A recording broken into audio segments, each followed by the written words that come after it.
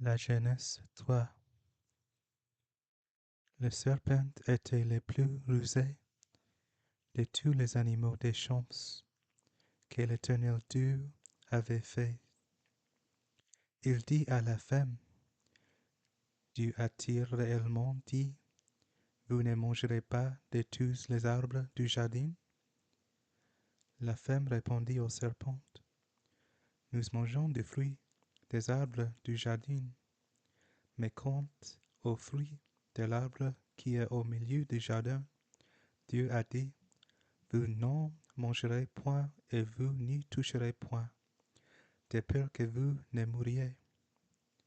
Alors le serpent dit à la femme, vous ne mourrez point, mais Dieu sait que le jour où vous en mangerez, vos yeux s'ouvriront, et que vous serez comme des dieux, connaissant le bien et le mal.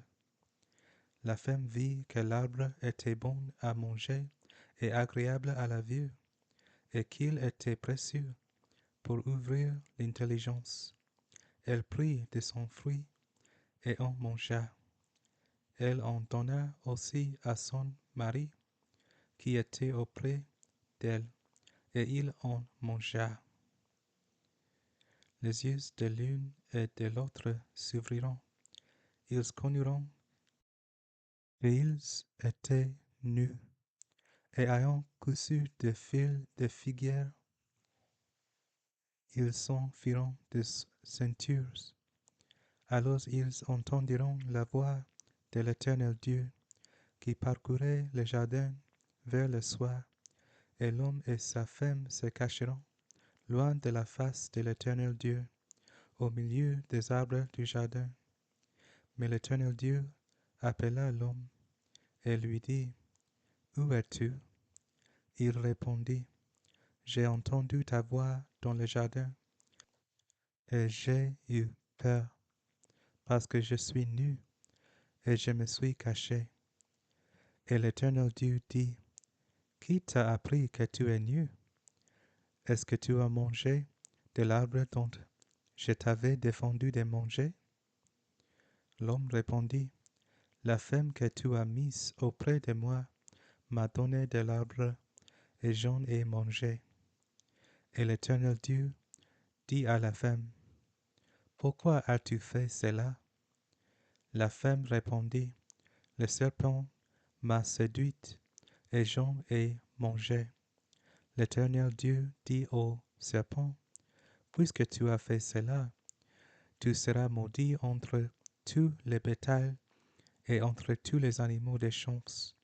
Tu marcheras sur ton ventre, et tu mangeras de la poussière tous les jours de ta vie. Je mettrai inimitié entre toi et la femme, entre ta postérité et sa postérité. Celle-ci te crassera la tête, et tu lui blesseras les talons. Il dit à la femme, j'augmenterai la souffrance de tes grossesses. Tu enfanteras avec douleur, et tes désirs se porteront vers ton mari, mais il dominera sur toi. Il dit à l'homme, puisque tu as écouté la voix de ta femme, et que tu as mangé de l'arbre au sujet duquel je t'avais donné cet ordre, tu n'en mangeras point. Le sol sera maudit à cause de toi. C'est à force de peine que tu en tireras ta nourriture tous les jours de ta vie. Il te produira des épines et des ronces, et tu mangeras de l'herbe des champs.